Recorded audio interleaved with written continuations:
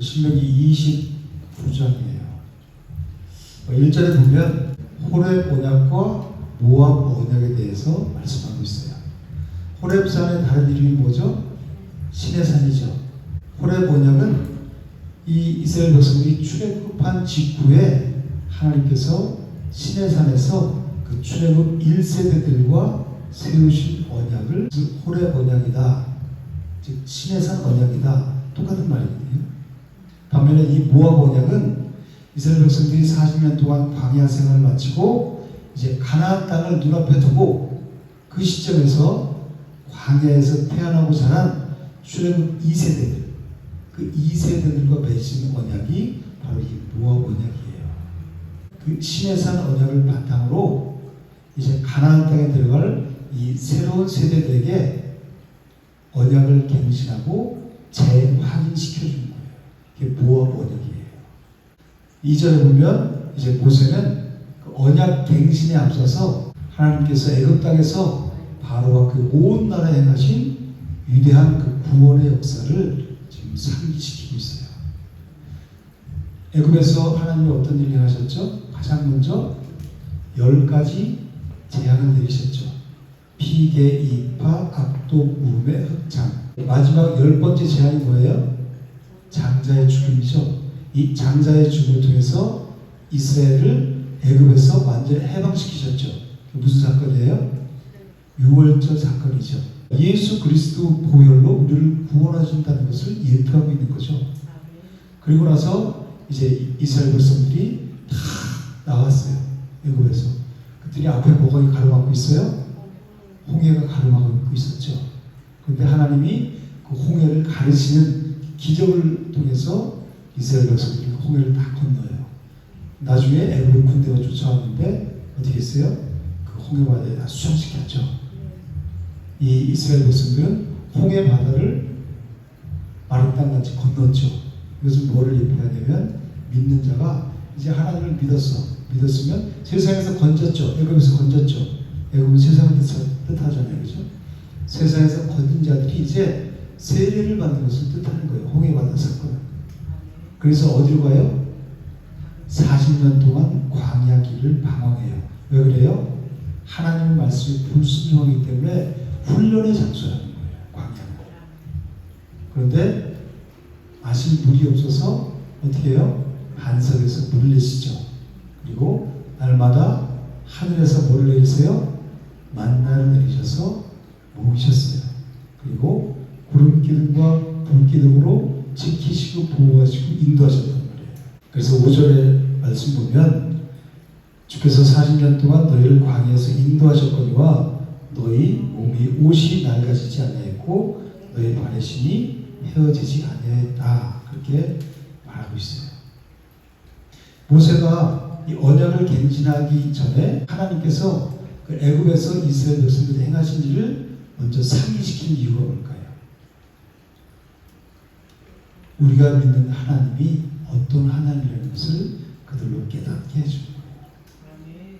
우리가 여기까지 올 수 있었던 것은 전적인 하나님의 은혜로 여기까지 왔다는 것을 그들로 인해서 깨닫게 하기 위해서 다시 한번 상기시켜주는 거란 말이에요. 성경은 계속해서 반복하고 있죠. 너는 애굽 땅에서 종되었던 것을 기억하라.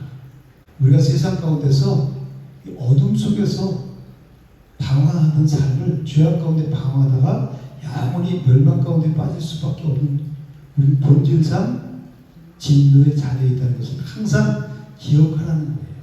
하나님의 전적인 은혜로 우리가 이 자리에 와 있다는 거예요. 그것을 항상 기억하라는 거예요.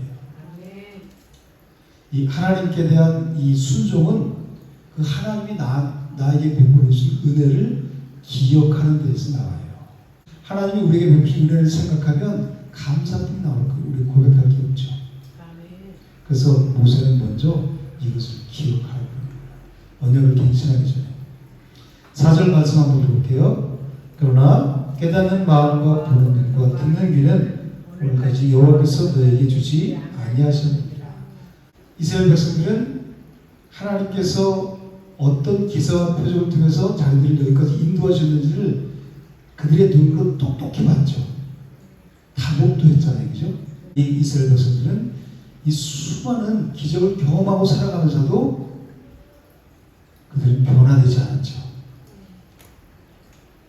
오히려 금송아지를 만들고 그 금송아지를 섬겨서 애굽에서 우리를 인도해내신 신이다.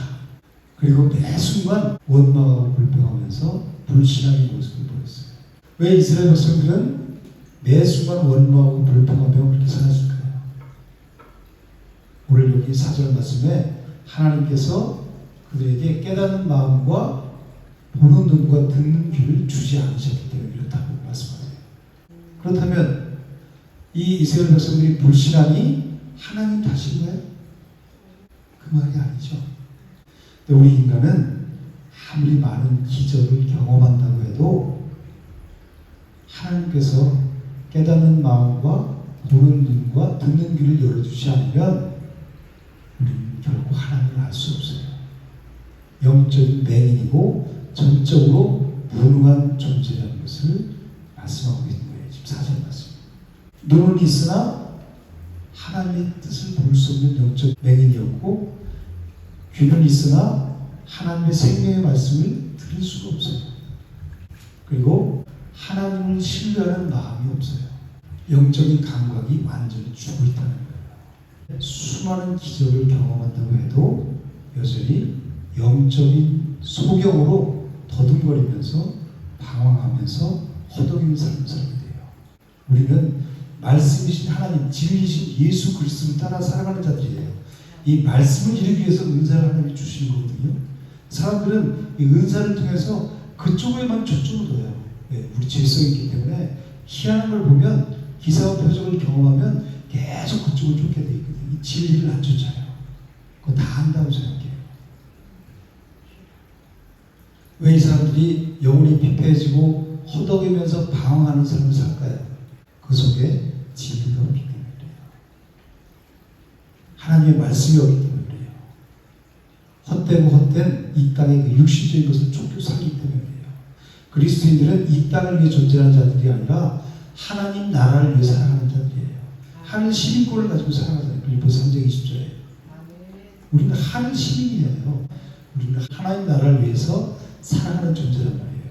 그래서 하나님을 알지 못하고 그래서 평생, 일평생 이 초점을 엉뚱한 데 맺히고 그것을 위해서 쫓아가요. 결국은 사망이죠. 이 4절 말씀은 아주 우리가 성경 읽다 보면 많이 나오죠. 이사야 선지자도 말씀하셨고 예수님께서 직접 인용하셔서 말씀하셨고 사도 바울도 이 말씀을 인용해서 말씀하고 있어요.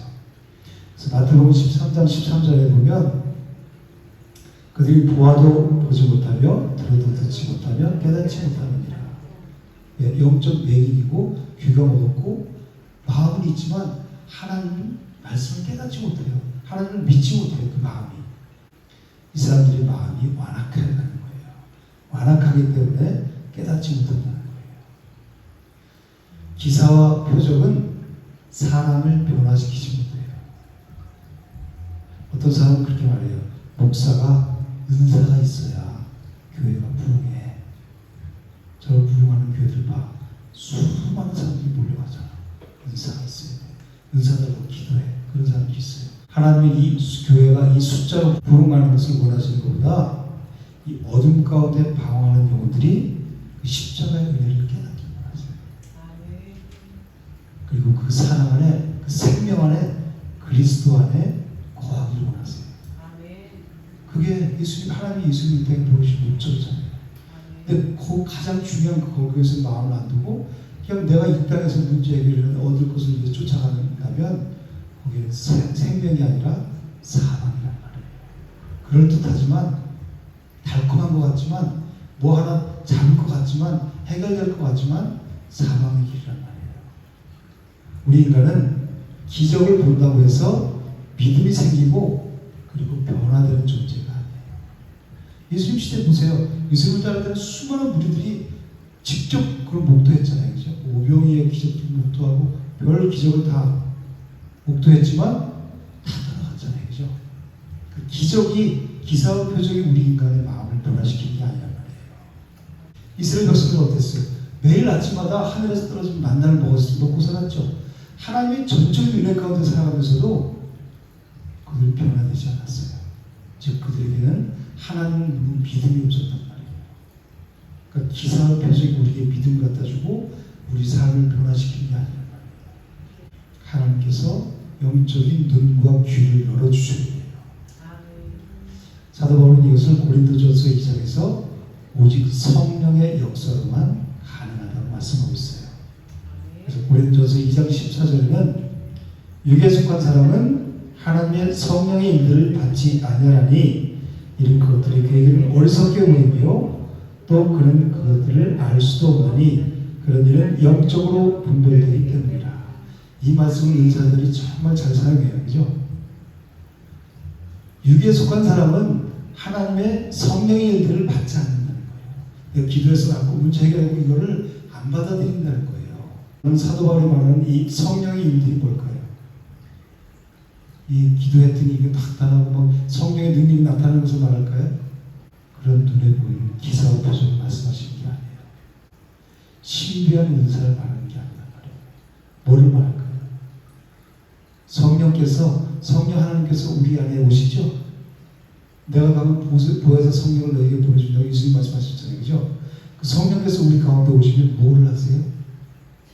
진리 가운데로 인도하시죠?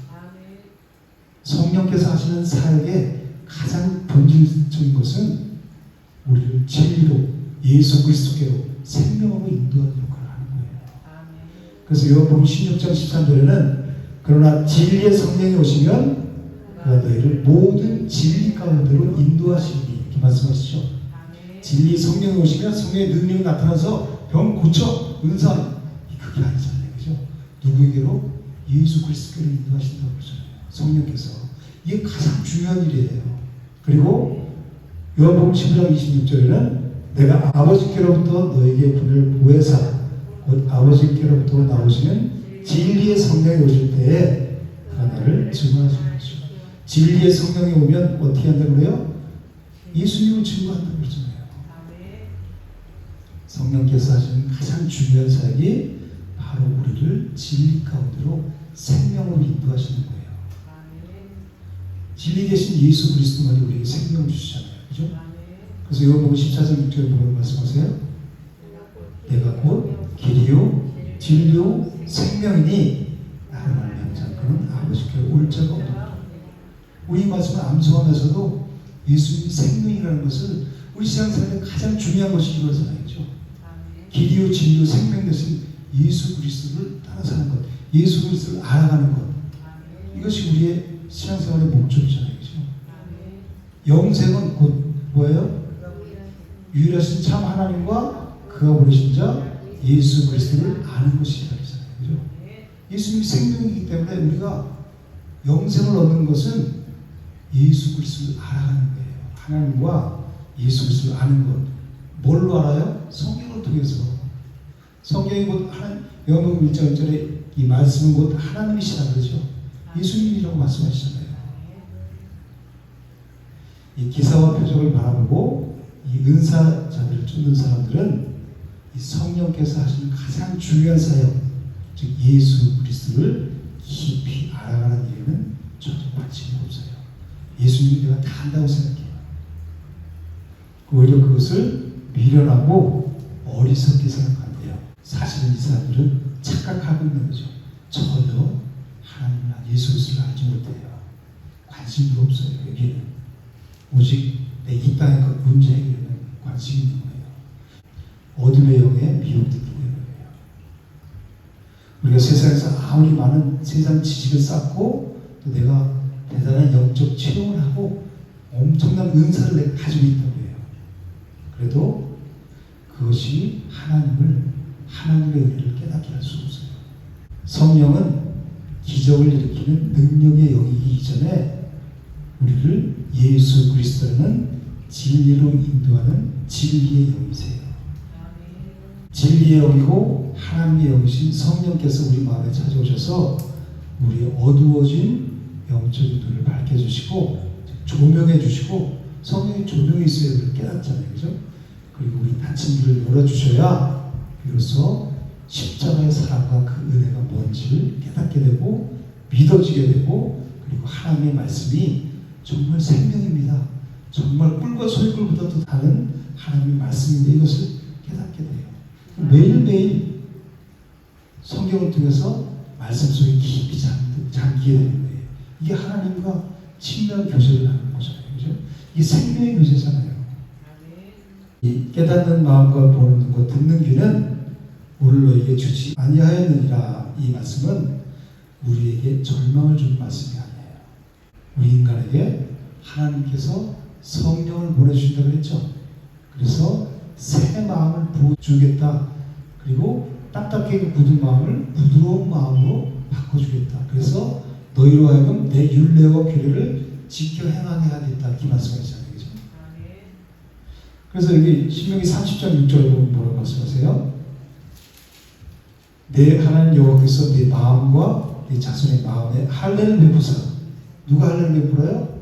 하나님이 우리 마음에 너를 마음을 다하며 뜻을 다해 대하는 여호와를 사랑하게 하사 너를 생명을 얻게 하실 것이며. 이렇게 말씀하시죠. 하나님이 하신다는 거예요. 그죠?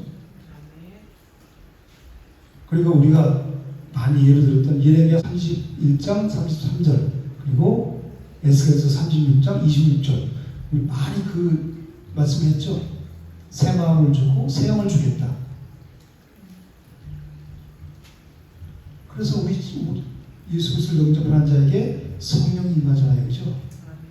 성령의 하나님의 영으로 진리의 영으로 우리는 살아가는 거예요.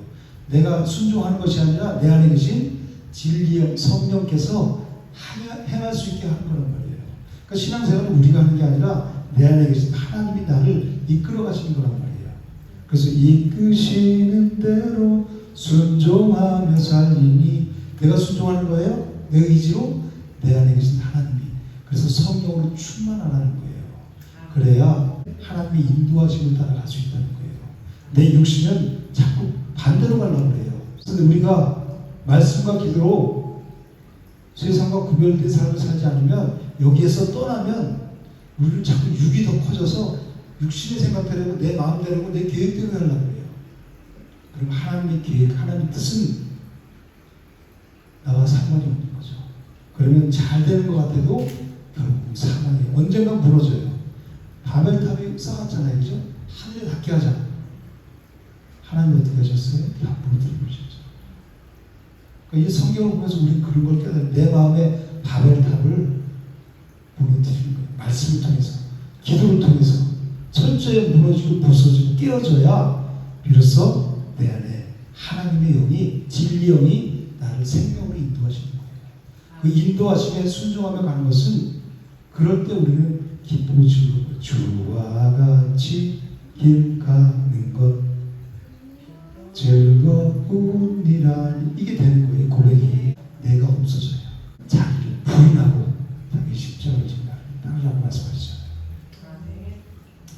우리 모두는 이 예수님이 그리스도의 영이 성령이 절대로 필요한 자들이에요. 그래서 5절 말씀 보면 이스라엘이 광야 40년 동안 이 광야가 좋은 길이 아니잖아요. 그죠? 거칠고 메마른 땅이죠. 그 광야 생활을 하면서 옷이 낡아지지 않고 신이 어떻게 했대요? 신발이 헤어지지 않았다고 그래요. 하나님의 특별하신 보호하심, 세밀하신 보호하심이 있었다는 거예요. 우리가 지금 이 험한 세상을 살아갈 수 있는 것은 오직 하나님의 전적인 은혜로만 그렇게 살 수 있다는 거예요. 주님의 공급하심이 없다면, 하나님의 은혜가 없다면 우리는 단 한순간도 살아갈 수 없는 자들이에요. 그리고 저희 매 순간 누구를 바라봐야 돼요? 주님만 바라보고 주님만 의지하는 삶을 살아가야 돼요. 그래서 날마다 은혜의 자리로 우리 나가야 되는 거예요. 성도는 이 땅에서 영원히 살지 않죠? 저 영원한 본향을 향해서 걸어가는 순례자의 삶을 사는 자들이에요. 그러니까 우리는 다 순례자란 말이에요. 나그네 인생이란 말이에요. 이 이스라엘 광야에서 옷과 신발이 닳지 않고 헤어지지 않았다는 것은 하나님께서 우리 이 순례길 전 과정을 이 머리끝부터 발끝까지 다 책임져 주신다는 말씀이에요. 그러니까 그분을 믿고 그분을 따라가면 되는 거예요. 근데 우리는 죄성이기 때문에 이 문제가 닥쳐지면 이거 어떻게 내가 해결하려고 그러죠. 길을 한 잔은 더 할 수 있느냐 그렇게 말씀하시잖아요. 그죠? 그 문제를 해결할 수 있는 게 우리 자신이 아니란 말이에요. 그럴 때 얼른 하나님께로 시선을 향하고 하나님께 나가라는 거예요. 왜 이 고난을 주셨어요? 이걸 통해서 하나님 아버지는 충분을 합니다. 주님만이 나의 하나님이십니다. 이것을 고백하게 하기 위해서 이런저런 상황을 주시는 거잖아요. 그죠? 우리는 다 하나님 섭리 가운데 살아가죠. 왜 넘어지게 하셨어요? 왜 웅둥이 파놓으셨어요? 그죠? 하나님 사태질을 할 수 있어요? 우리가 어렸을 때 그러잖아요. 신앙이. 그런데 이제 넘어지고 나서 나를 겸손을 깨닫게 하시는 거구나. 구덩이에 빠지고 나면 진흙탕을 건너면 더 내 하나님을 향한 마음이 더 단단해져서 어떤 세상의 유혹이 와도 세상과 섞이지 않은 순수한 믿음으로 순결한 신부로 하나님께 나아갈 수 있게 하시는 거구나. 그걸 깨닫잖아요. 그렇죠? 하나님께서 우리 모든 삶을 책임지신다는 거예요. 헤어지지 않았다는 것을. 빌립보서 1장 6절에서 뭐라고 말씀하고 있어요? 너희 안에서 착한 일을 시작하신 이가 그리스도의 예수의 날까지 이루실 줄을 우리는 확신하노라. 이스라엘 백성들 이 출애굽을 시작하신 이가 누구죠? 하나님이시죠. 그 하나님께서 가나안 땅에 들어가기까지 그들의 의복을 보존하셨죠. 신발이 헤어지지 않게 하셨죠. 그렇듯이 우리 안에서 구원을 시작하신 하나님께서 그 우리의 구원을 반드시 완성하신다는 거예요. 그 하나님을 믿는 것이 성도의 믿음이란 말이에요. 근데 이것을 믿지 못하면 하나님에 대한 신뢰가 없으면 우리는 하나님의 은혜를 누리지 못하는 거예요. 하나님께서는 이 광야에서 이스라엘 백성들의 신발과 의복을 헤어지지 않게 하시고 공급하셨죠. 그것은 이제 그 예수 그리스도를 통해서 구원받은 백성에게 우리에게 영원한 생명과 의를 공급해 주신다는 것을 말씀하고 있어요. 예수님은 친히 생명의 떡이 되셨죠.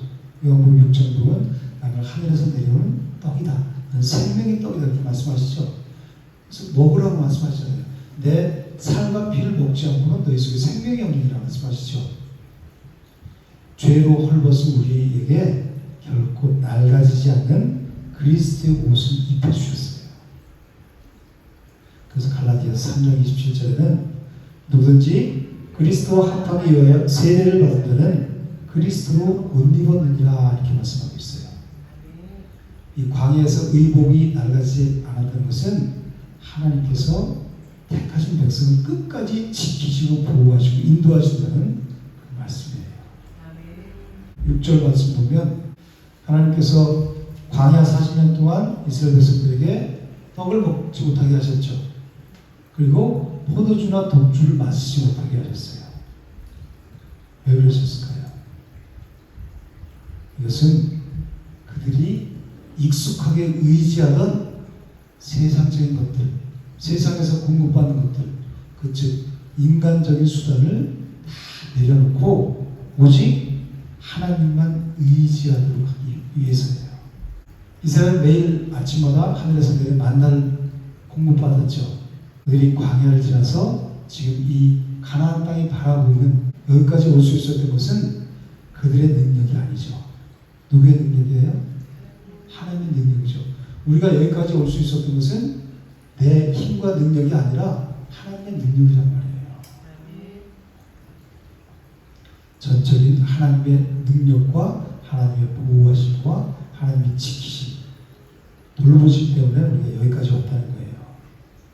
하나님은 왜 이스라엘 백성들을 그런 방식으로 인도하실까요? 주는 너희 하나님 여호와이신 줄을 알게 하려 하시니라.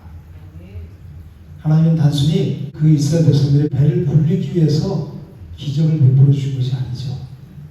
세상으로부터 오는 공급이 다 끊어져도 오직 하나님 한 분으로 충분합니다. 여호와 하나님만이 나의 진정으로 하나님이십니다. 이 고백을 하게 하기 위해서 그러셨다는 거예요. 우리가 이 땅을 살아가면서 때로는 세상의 떡과 이 포도주가 끊어진 것과 같은 이 광야의 시간이 찾아오죠.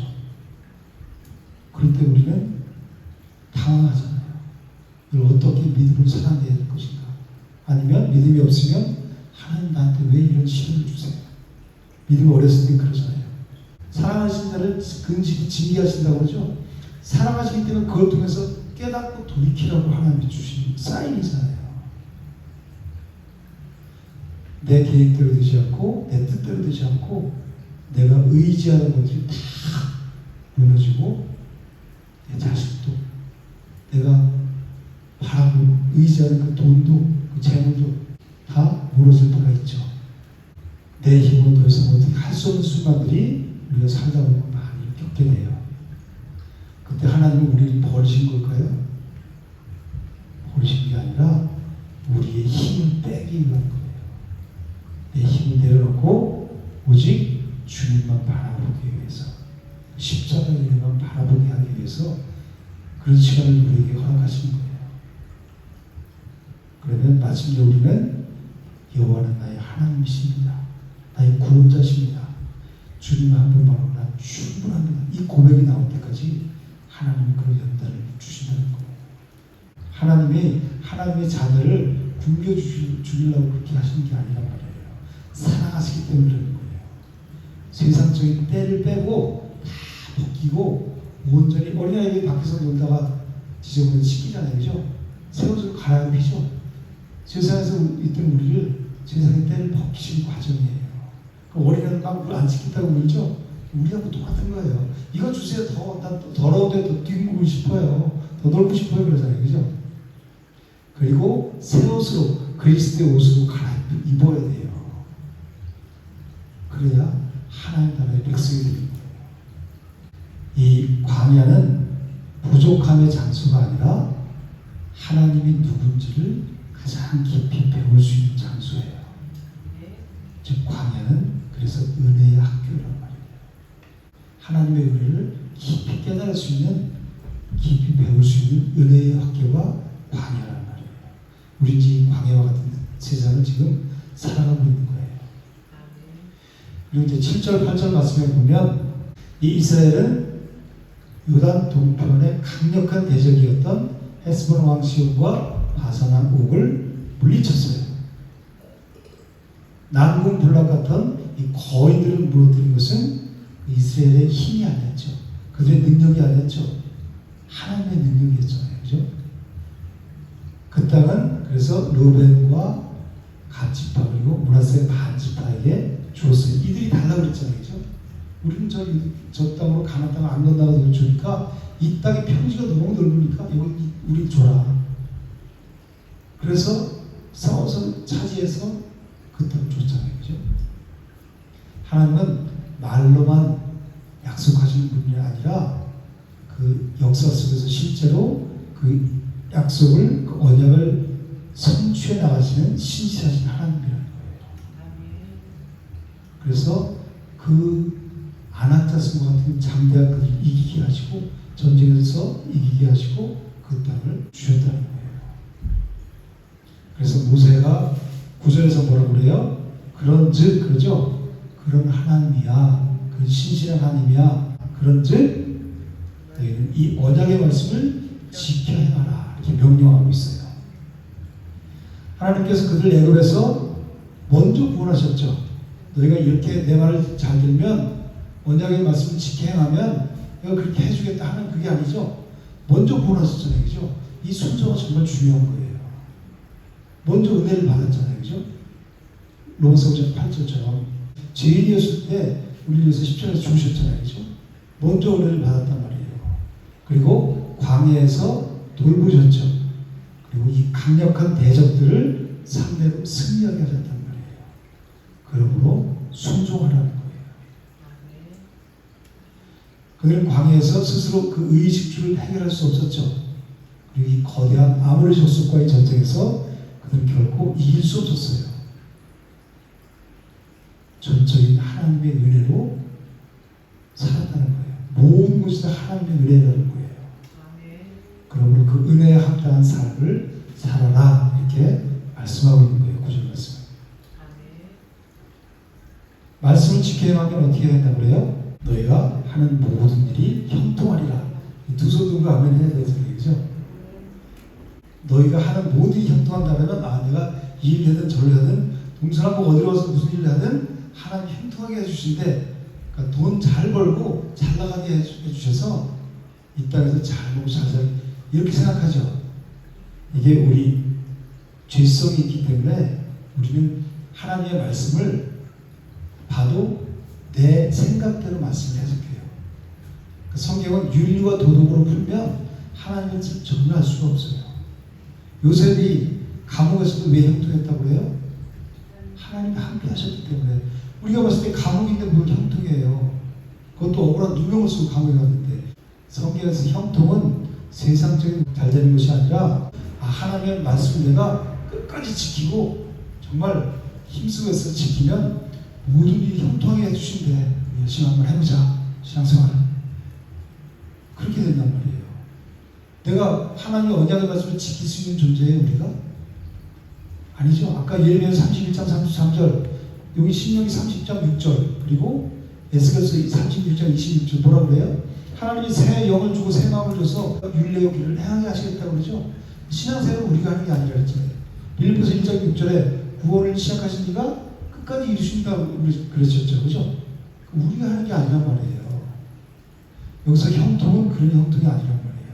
하나님과 함께 하는 것, 그리고 하나님의 통치 안에 거하는 것. 하나님 나라가 뭐예요? 하나님의 통치 안으로 들어가는 것이 하나님 나라예요. 하나님의 다스리심 속에 있는 것, 하나님의 통치 안에 있는 것, 그게 하나님 나라예요. 그래서 형통하게 해주는 거예요. 그리고 이제 10절에서 13절 말씀은 모압 평지에서 온 이스라엘이 하나님 앞에서 언약을 갱신하는 그런 장면이에요.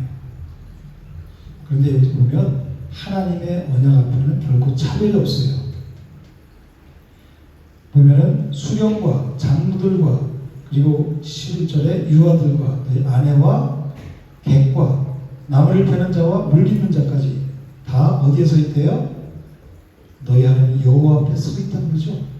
귀천 빈부를 막론하고 다 누구 앞에 서 있어요? 하나님 앞에 서 있다는 거예요.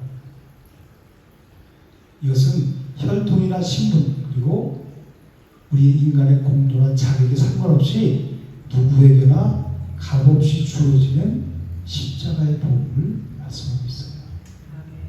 누구에게나 열려있다고 말씀하시는 거예요. 세상은 이 스펙을 자랑하고 이 조건을 따지죠. 거기에 따라서 사람 나누고 차별하잖아요. 그렇지만 하나님의 은혜는 가장 비천한 자까지 그리스도 안에서 동등한 자녀로 부르신다는 거예요. 그래서 하나님께서 이렇게 연약하고 자격이 없는 자들을 자기 백성을 삼으신 것은 왜 그래요? 그들이 조상인 아브라함과 이삭과 야곱에게 맹세하셨기 때문입니다. 이 구원의 주도권이 우리 인간에게 있을까요? 하나님께 있을까요? 구원의 주도권은 우리 인간에게 있지 않고 하나님께 있어요. 즉 우리의 결단과 우리의 노력에 있는 것이 아니라 창세전부터 계획하시고 그리스도 안에서 성취하신 하나님의 신실하심이 있다는 거예요. 그래서 우리가 때로는 흔들리고 때로는 넘어지죠. 넘어졌다고 낙심할 건 아니에요. 다시 툭툭 털면고 일어나면 넘어지지 않고 그런 아이들이 있어요. 다 넘어지고 그죠? 넘어지고 그럼 더 건강에 더 잘 자라요. 그죠? 그렇듯이 우리는 가다가 넘어질 수 있어요. 잘못된 길로 들어갈 수도 있어요. 그렇지만 우리가 그렇게 넘어지고 흔들릴 때에도 우리의 구원이 취소되지 않는 것은 하나님께서 친히 맹세하신 약속을 신실하게 이루어 가시기 때문이라는 거예요. 그래서 신실하신 하나님이라는 거예요. 아브라함과 이삭과 야곱에게 맹세하신 그 언약 때문에 하나님 그 언약을 계속해서 이루어 가시는 거예요. 신실하신 하나님. 그러면 이 언약의 최종 목적이 뭐예요? 우리를 자기 백성 삼으시는 거예요. 원래 우리는 하나님의 백성이죠. 죄가 들어와서 태어날 때부터 죄성을 가지고 태어나잖아요. 그죠? 그래서 이 세상의 종로를 타잖아요. 사단에게 어둠의 종로를 타며 살죠. 근데 우리 원래의 자리는 어디예요? 하나님이란 말이에요. 그러니까 하나님이 이 언약을 이루시는 최종 목적이 뭐라고요? 우리를 하나님의 백성 삼으시기 위해서 그렇다는 거예요. 그래서 13절 하절에 보면 뭐라고 말씀하냐면 오늘 너를 세워 자기 백성을 삼으시고 그는 진리의 하나님이 되시려 함이니라 이렇게 말씀하고 있어요. 하나님께서 우리를 구원하신 것은 단순히 지옥에 갈 자들을 천국으로 옮겨주시는 그런 법적인 신분 변화에 그친 것이 아니라는 거예요. 뭐예요? 하나님과 우리를 친밀한 사랑의 관계로 초대하시는 거예요. 그래서 율법적인 신앙에서는 하나님과 친밀함을 말할 수 없어요. 하나님 두려운 하나님으로만 알고 있어요. 감히 어떻게 내가 이렇게 행동하면 하나님 나한테 벌 주시겠지. 무서운 하나님으로 알고 있어요. 그렇지만 하나님은 그런 하나님이 아니라 우리와 친밀한 대화를 하기 원하시고 친밀한 교제를 통해서 풍성한 생명을 누리기 원하세요. 예수님께서 십자가에서 왜 피 흘려 죽으셨어요? 우리를 하나님과의 친밀한 자녀를 삼아주시기 위해서 십자가에 죽으신 거예요. 함께 하시기 위해서 우리를 구원해 주신 거란 말이에요. 이제 14절 15절 말씀에 보면 모압 땅에서 2세대들에게 광야 40년을 다 겪고 난 다음에 2세대들에게 세운 언약.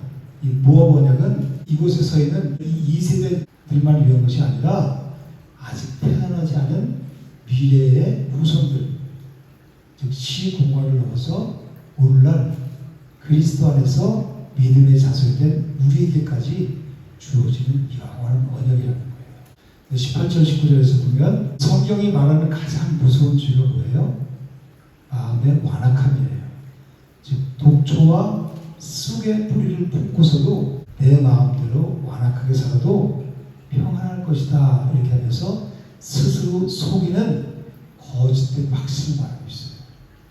이 독초와 쑥의 뿌리는 겉으로 드러난 행동 이전에 마음 상태를 말해요. 뿌리는 겉으로 드러나지 않고 땅 속에 있죠.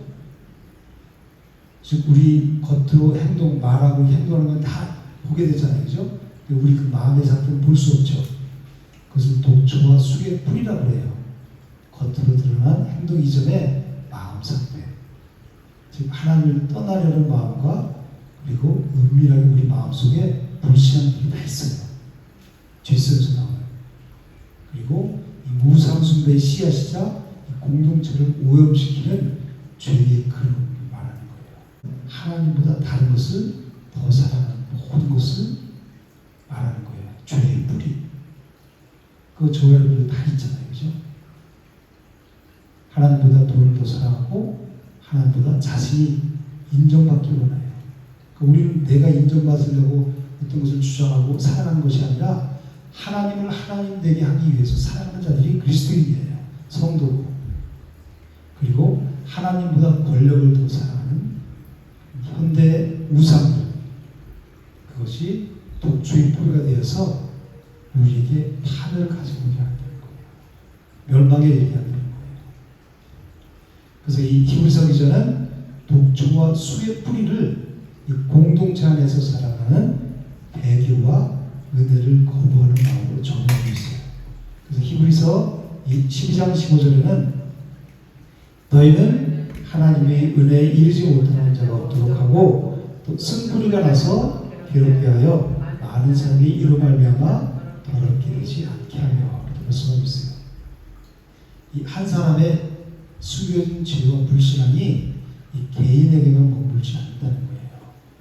누룩처럼 공동체 전체를 오염시킨다는 거예요. 이 마음속에 죄의 뿌리는 우리 스스로 뽑아낼 수 있을까요? 없을까요? 없죠. 오직 예수 그리스도만이 제거해 줄 수 있어요. 사람들은 난 이제 예수님 믿고 구원받았어. 나 교회 잘 다녀. 이제 구원받았어. 이제 내 마음대로 살아도 돼. 그렇게 생각하는 사람들이 의외로 있더라고요. 그죠? 나 하나님 믿어.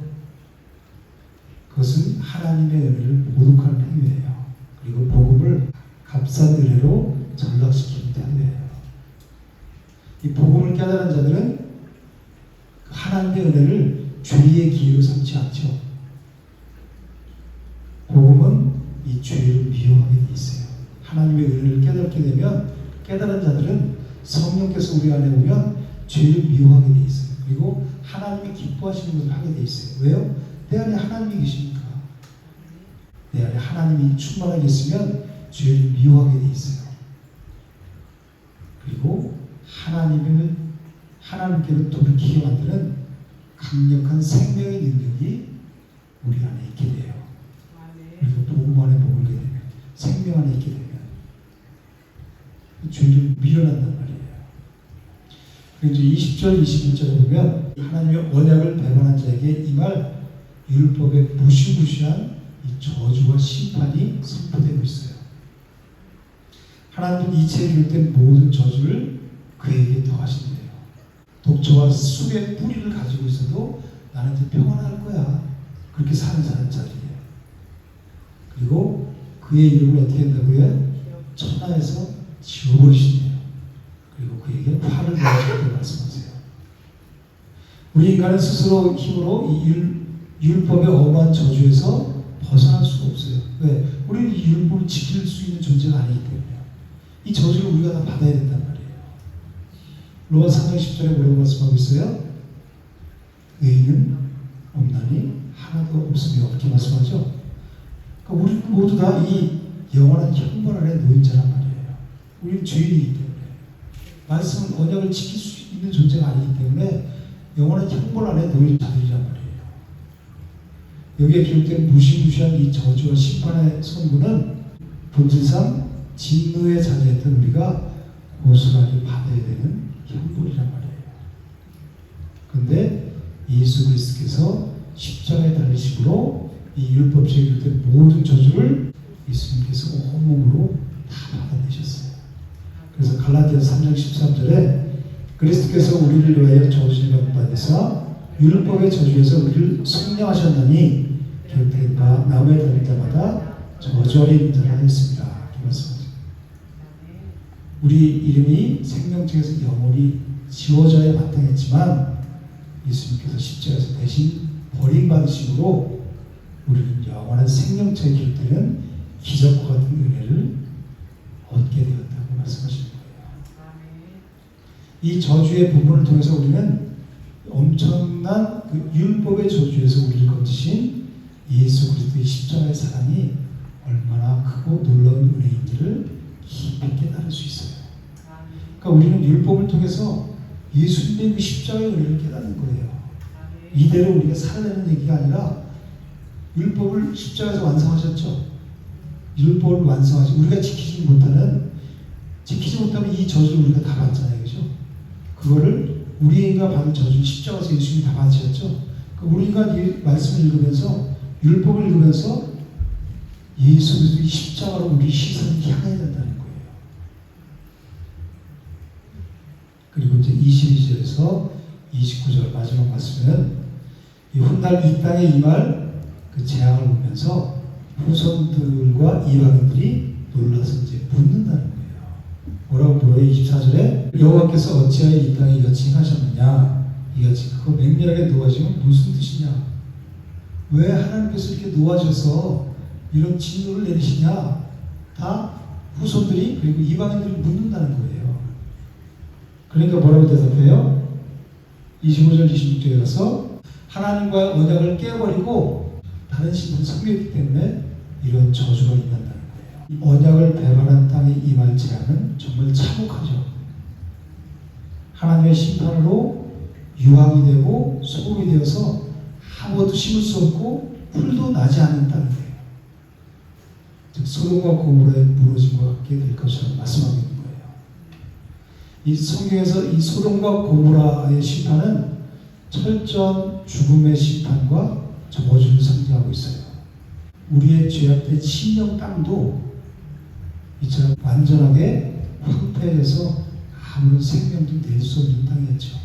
하나님을 믿는다고 하면서도 여전히 내 이 신령 땅에서는 아무런 풀도 아무런 생명도 아무런 싹도 틔울 수가 없는 그런 상태예요. 그러니까 내 마음을 세상에서 형성된 내 자아를 버리지 않으면 세상에서 형성된 나로 꽉 차 있으면 사망이라는 거예요. 누가 있어야 돼? 내 안에? 내 심령 땅에 예수 그리스도가 있어야 돼. 말씀이 있어야 된다는 거예요. 그래야 생명을 싹을 틔운다는 거예요. 그런데 예수님께서 이 저주받은 황폐한 우리 마음에, 우리 심령 땅에 친히 찾아오셔서 뭐를 주셨어요? 생수를 주셨죠. 그래서 완전히 무너진 소돔과 같은 우리 인생을 예수 그리스도의 보혈로 새롭게 기경하셨어요. 갈아엎으셨다고, 딱딱하게 부른다고. 그리고 생명이 풍성하신 하나님 나라의 기업으로 바꿔주셨어요. 이게 바로 복음의 능력이에요. 그래서 우리는 새롭게 기경된 우리는 예수 그리스도로 살아가는 거예요. 내 안에 예수 그리스도가 있으면 어디 가나 어떤 환경에서나 누구를 만나나 생명을 싹 틔울 수 있단 말이에요. 영혼을 생명 가운데 인도할 수 있는 능력이 주어진단 말이에요. 이게 그리스도인이에요. 내가 이 사망 가운데 있는 자를 보고 생명을 내가 낼 수가 없으면 아직까지 내 심령 땅에 기억되지 않았어요. 아직까지 생수를 내가 마시지 못한 거예요. 어떻게 해야 돼요? 낙심하고 좌절해야 돼요? 생수이신 예수 그리스도로 나가야죠. 그래서 나도 내 심령 땅이 이 생명을 싹 틔울 수 있는, 그래서 죽어가는 그 영혼들에게 가장 사랑하는 내 자식들에게 그리고 내 주변 사람들에게 생명을 줄 수 있도록 생수를 먹어야 되잖아요. 생수 대신 예수 그리스도를, 진리 대신 예수 그리스도를, 하나님의 말씀으로 채워야 되는 거예요. 그러면 내 안에 성령께서 일을 하세요. 그 죽어가는 영혼을 나를 통해서 살리시는 거예요. 우리는 그렇게 의의 도구로 사용되어지는 거예요. 그리고 하나님 부르실 때 기쁨으로 주님 품에 안기는 게 우리의 삶이에요. 다른 거 없어요. 그리고 28절에는 한번 읽어볼게요. 여호와께서 또 진노와 격분과 그 통한하심으로 그들을 이 땅에서 뽑아내사 다른 나라에 내던지심이 옳은 것 같다니라. 이스라엘이 이 언약을 어겼을 때 하나님은 그들에게 진노하셔서 그들을 어떻게 하셨어요? 그 땅에서 뽑아내사 다른 나라에 던지셨대요. 훗날 이스라엘 백성들이 바벨 포로로 다 끌려가게 되죠. 역사에서도 실제로 이루어진 일이란 말이에요. 하나님 나라 백성이 약속의 땅에서 뽑혀나고 쫓겨나간 것은 가장 비참한 영적인 죽음의 상태를 말씀합니다. 우리 육은 멀쩡히 살아. 난 하나님의 말씀대로 안 살아도 멀쩡히 살아있어. 영이 죽은 거예요. 영이 죽으면 영에 반응할 수가 없어요. 이 하나님의 말씀이 영이라 그러죠. 내가 너에게 이룬 것이 영이요 생명이라. 그렇게 말씀하시잖아요. 그죠? 이 영의 말씀에 반응을 못해요. 그러니까 말씀을 딱 던질 때 그 말씀에 반응하면 눈이 바짝바짝 살아나죠. 영이 살아있기 때문이에요. 죽으면 무슨 말을 하는지 몰라요. 그래서 우리가 항상 말씀을 깨달아서 말씀 가운데 나가야 돼요. 우리 초점이 어디에든 무엇을 하든지 이 말씀이 있어야 되는 거예요. 그래서 매일 말씀을 읽고 묵상하고 마음에 새기는 거예요. 뭐라고요? 잘 박힌 목과 같이 내 심령 땅에 박혀지게 해요. 그럴 때 우리 생명되는 대로, 생명 싹 트이는 대로 살아갈 수 있단 말이에요. 우리는 죄로 인해서 하나님 아버지 품에서 떠나서 영원히 쫓겨나야 마땅한 자들이었어요. 예수 그리스도께서 우리의 죄를 다 짊어지시고 친히 영문 밖으로 추방당하셨죠. 하나님께 버림받으셨단 말이에요.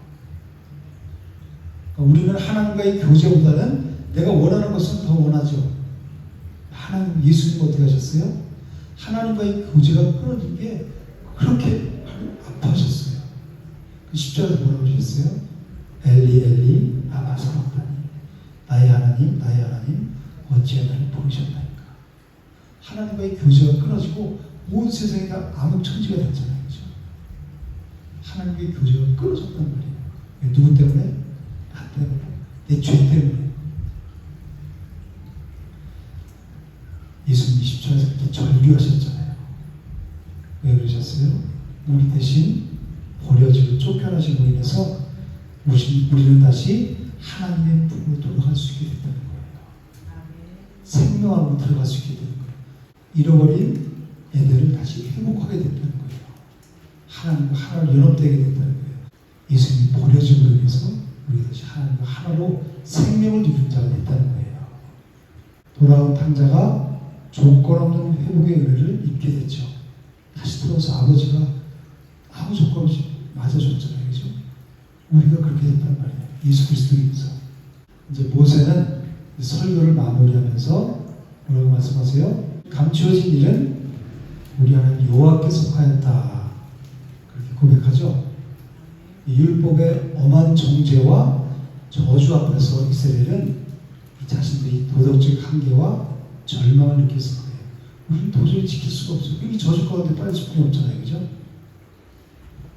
이 구약의 백성들이 감추어졌던 그 구원의 신비는 지금 이 사람들한테 감추어졌죠. 그래서 감추어진 일이라고 그러는 거예요. 29절에. 그 구원의 신비는 아침에 때가 차네 우리 안에 계신 누구를 통해서? 예수 그리스도를 통해서 완벽하게 드러났어요. 그래서 감춰진 우리 하나님 여호와께 속하였거니와 나타난 일은 영원히 우리와 우리 자손에게 속하였나니 이렇게 말씀하시는 거예요. 사도 바울은 이 감춰졌던 비밀이 나타났다는 것을 선포하고 있어요. 골로새서 1장 26절 27절 읽어볼게요. 이 비밀은 만세와 만대로부터 감춰졌던 것인데 이제 그 성도들에게 나타났고 하나님이 그들로 하여금 이 비밀의 영광이 이방인 가운데 얼마나 풍성한지를 알게 하려 하십니다. 이 비밀은 너희 안에 계신 그리스도시니 영광이 소망이고 이제는 이 비밀이 다 드러났죠. 겉으로. 누구예요? 예수 그리스도란 말이에요. 인간의 그 실패와 그로 인한 이 저주 속에서도 하나님이 자기 백성을 결코 포기하지 않으시죠. 그리고 누구를 보내셨어요? 예수 그리스도를 보내셔서 대속제물로 삼으셨어요. 그 구원을 완성하시는 하나님의 놀랍고 이 신비한 계획이 바로 그 여호와께 속하였던 감추어진 일이라. 우리 인간은 실패할 수뿐이 없죠. 그렇지만 하나님의 이 신실하신 구원 계획은 결코 실패하지 않아요. 그 은혜의 비밀이 십자가에서 다 성취가 됐죠. 우리는 그 십자가의 은혜를 누리고 지금 이 시대를 살아가고 있어요. 그러므로 이제 우리에게 이 나타난 일, 즉 십자가의 복음의 은혜 아래 살고 있는 우리는 이 정죄와 두려움의 공포가 아니라 예수 그리스도의 사랑 안에서 감사와 기쁨으로 주님의 말씀을 따라가는 자들이란 말이에요.